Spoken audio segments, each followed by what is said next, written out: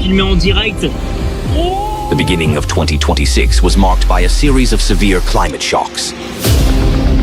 Frosts, snowstorms, hurricanes, and floods struck countries across the globe. Extreme events followed one after another, leaving destruction and casualties in their wake.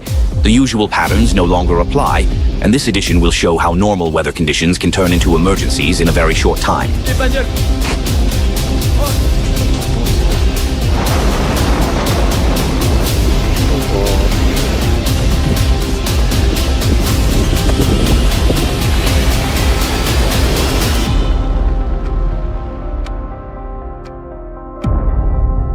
Russia. This winter in Kamchatka has been one of the harshest in decades, turning into a prolonged snow blockade. As early as December 2025, anomalies were observed. In the city of Petropavlovsk-Kamchatsky, more than 3 times the monthly average of precipitation fell within a single month. In January 2026, the snowfalls intensified even further. Starting on the 13th, the region's capital received, over just 4 days, a volume of precipitation exceeding the entire monthly average. At the Petropavlovsk-Kamchatsky weather station, the snow cover reached 171 centimeters, while in some parts of the city and its suburbs, snowdrifts exceeded 2.5 meters. Even from space, Petropavlovsk-Kamchatsky appeared almost completely buried under snow. Such a snowy winter has not been recorded in the region for more than 50 years. The storm brought strong winds with gusts exceeding 100 kilometers per hour, causing snow to form dense dunes around buildings, sometimes reaching the height of several stories. People had to go outside by literally jumping into the drifts, and snow forced open doors and windows on the lower floors. Roads were buried under snow, schools were closed, and public transport was halted. The city's infrastructure was in a state of collapse. Local residents noted that weather forecasts had not predicted a storm of this scale.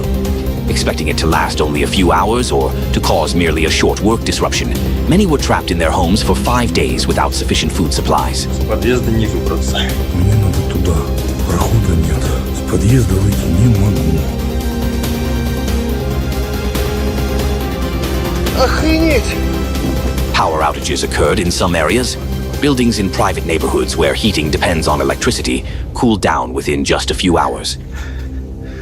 2 elderly men died as a result of snow sliding off roofs.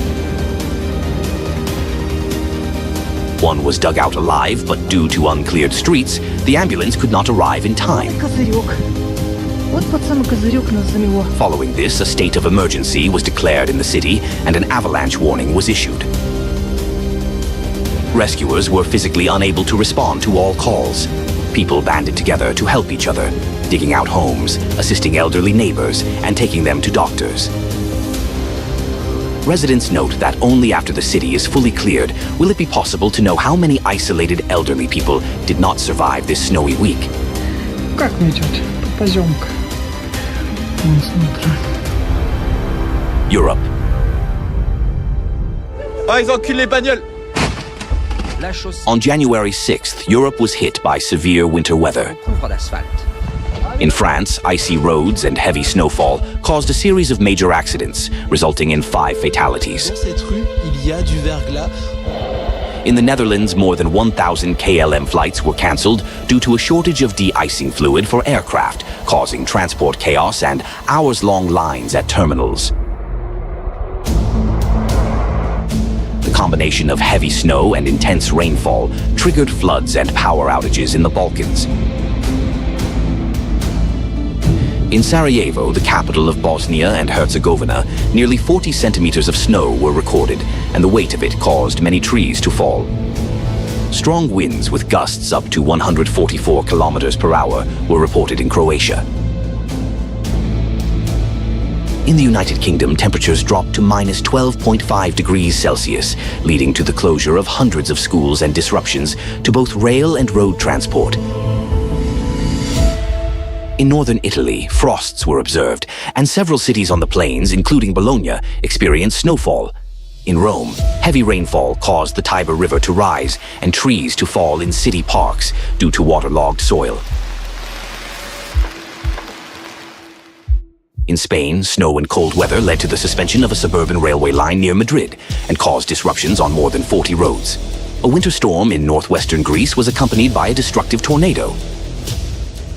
Dozens of trees were uprooted, a poultry farm was destroyed, killing around 30,000 chickens, and a military base also sustained damage. Starting January 8th, Europe was hit by the powerful storm Goretti. France was the hardest hit. In the town of Barfleur, wind gusts reached 213 kilometers per hour. Around 380,000 homes lost power, thousands of trees were uprooted, and coastal towns, including Etretat and Fécamp, were flooded. The port of Dieppe had to be closed due to storm surges. Mass casualties were avoided because the storm struck late at night when most people were at home.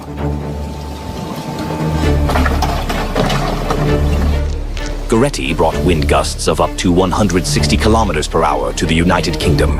As a result, 57,000 homes were left without electricity.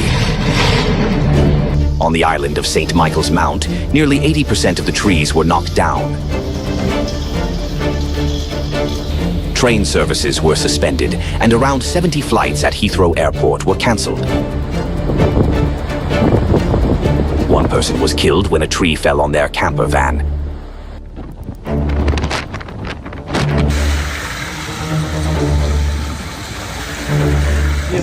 The winter storm also hit Germany, paralyzing the country with heavy snowfalls and blizzards. In the north of the country, intercity rail services came to a complete halt, and Hanover, a major transport hub, was blocked. Multi-kilometer traffic jams formed due to trucks stuck on the roads. In Bavaria, 3 people died in accidents on slippery roads. The storm also forced the closure of the Volkswagen plant in Emden.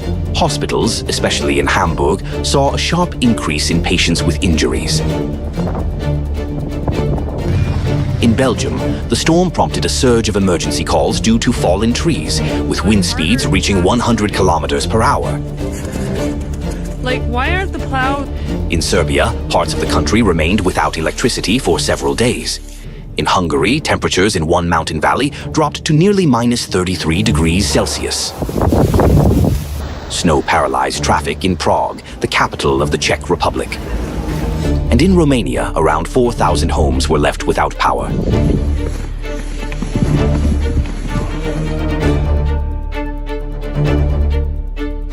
In the municipality of Alexandroupoli, on January 10th, a powerful squall hit with the arrival of a thunderstorm front from the Aegean Sea, with wind speeds reaching 154.5 kilometers per hour. Although the squall lasted only a few minutes, its impact was extensive. Wind gusts broke large trees, and some were uprooted entirely, disrupting transport and forcing the closure of nearly all city parks. In the city's coastal area, the wind shattered glass facades and damaged building structures. Patrons at one cafe panicked and sought shelter as the squall raged inside the establishment. Vessels suffered significant damage, with many being stranded ashore. At Democritus Airport, 3 training aircraft were damaged by the gusty winds. The phenomenon was caused by powerful downdrafts from the thunderstorm front, known as a microburst. Experts noted that it was a localized event and extremely difficult to predict.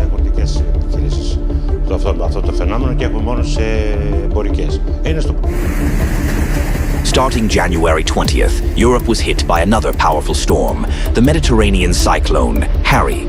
It swept across southern regions of Italy, including mainland Calabria and the islands of Sicily and Sardinia. Widespread flooding, landslides, and destruction were recorded not only in coastal areas, but also inland. Streets, vehicles, and ground floors of buildings were submerged, and evacuations were carried out using boats. The hardest-hit cities were Catania in Sicily and Catanzaro in Calabria, where flooding and infrastructure damage were the most severe. Preliminary estimates indicate that the damage from the storm in Sicily alone exceeded 1 billion euros. The storm generated waves up to 10 meters, 33 feet, high along the Ionian coast. They destroyed promenades, caused severe damage to ports, sank fishing vessels, and washed away a section of the coastal road in the municipality of Santa Teresa di Riva.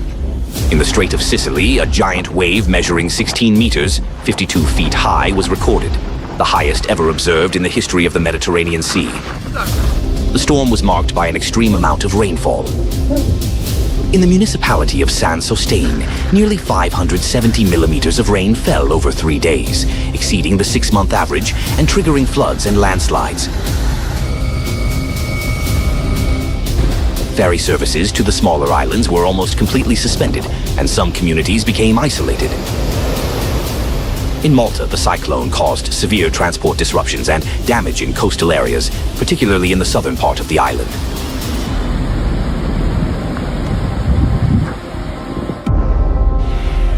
Solar activity.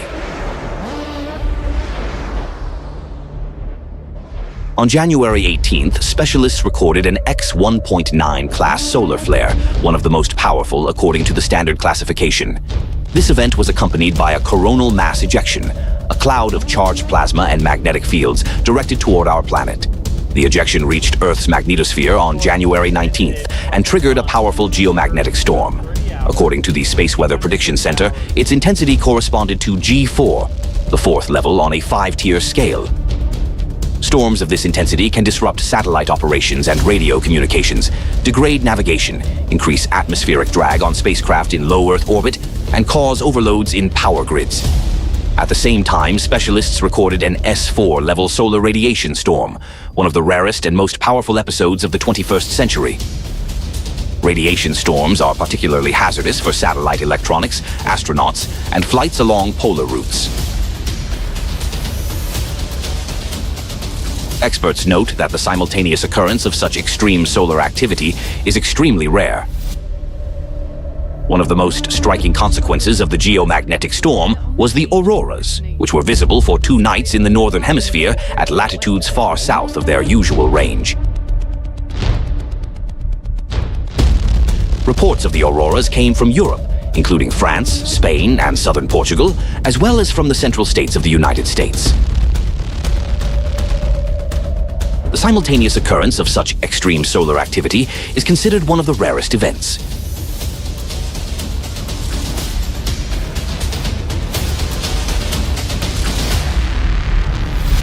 South America. Buenas noches, las noticias del clima de hoy traen un verano. At the beginning of January in South America, where it is currently summer, the weather suddenly seemed to turn upside down. In southern Brazil, where it is usually hot at this time of year, abnormally cold conditions set in starting January 4th.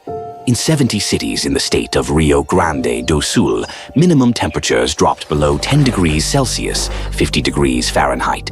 In the area of Campos de Cima de Serra, temperatures fell to plus 1.5 degrees Celsius, 35 degrees Fahrenheit, and the landscape was covered in frost, which is completely unusual for the summer season. At the same time, Chile experienced abnormal heat, with temperatures reaching 42 degrees Celsius, 107.5 degrees Fahrenheit. A combination of intense heat, gusty winds, and a decade-long drought triggered massive wildfires. On January 16th, just a few hours after the fire began spreading rapidly, thousands of people in the Biobío and Ñuble regions were forced to evacuate. The situation became critical in the municipality of Penco. Around 2:30 a.m., the fire got out of control. A firestorm consumed residential houses, and the blaze reached the sea, a phenomenon locals claimed had never occurred before. More than 50,000 people were evacuated, with over 1,000 taking refuge in temporary shelters. One eyewitness reported that, due to the highly toxic smoke, people had to flee their homes in whatever they were wearing, taking nothing with them. Had they stayed even 20 minutes longer, they could have perished, burned alive. However, some refused to leave, choosing to stay and protect their property. For some, this decision proved fatal.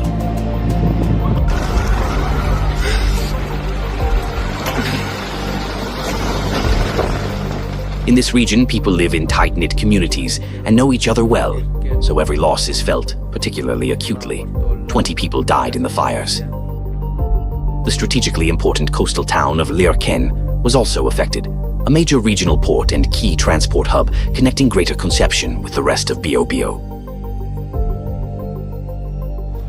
The wildfire destroyed over 50,000 hectares of forests, farmland, and plantations, and around 2,000 buildings were either completely or partially destroyed. This fire season is notable for the unprecedented area burned, which has nearly tripled, even though the number of fires remains within normal ranges or even below average. This means that even a smaller number of fires can cause significantly greater damage, and this trend is increasingly being observed worldwide during wildfire seasons.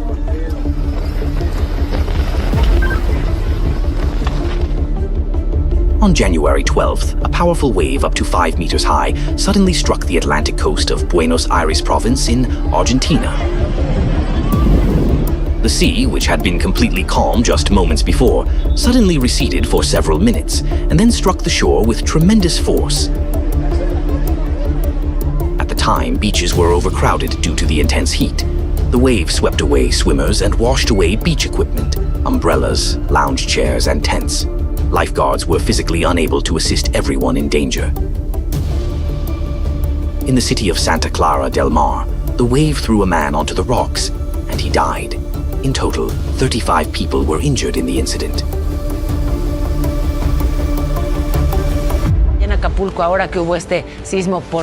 Experts classified this event as a meteotsunami, a rapid, abnormal change in sea level that resembles a tsunami but occurs without earthquakes, triggered instead by atmospheric factors such as sudden pressure changes, strong storms, or fast-moving cold fronts over the ocean.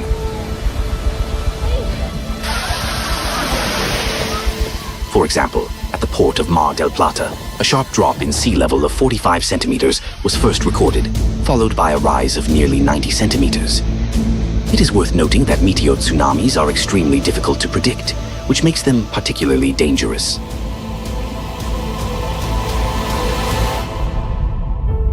Australia.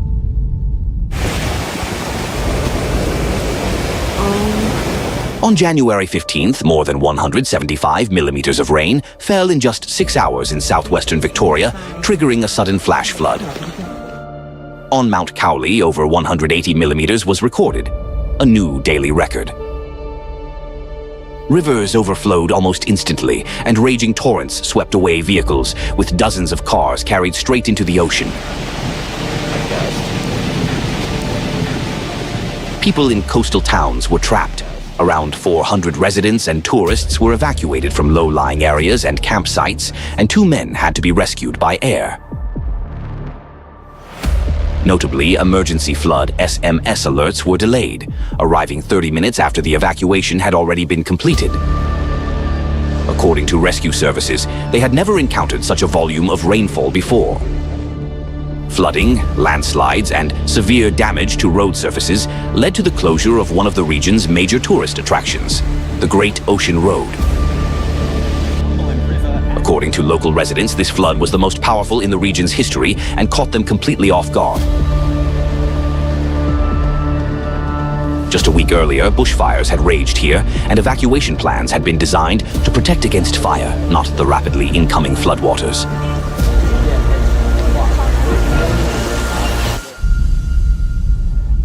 DR Congo.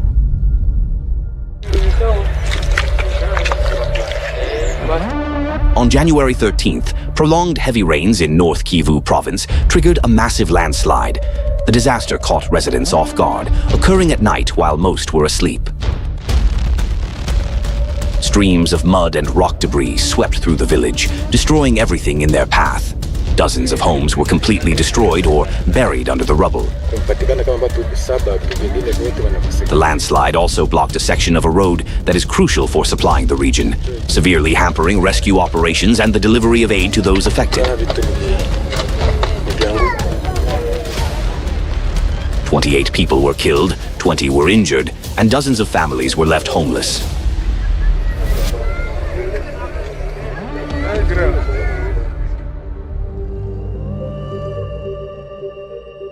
In the past, sudden changes in weather occurred within familiar patterns. For For example, rainfall could trigger a flash flood, but the processes themselves remained largely predictable.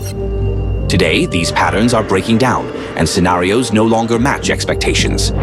Consider this. In Australia, fires were expected, but floods came.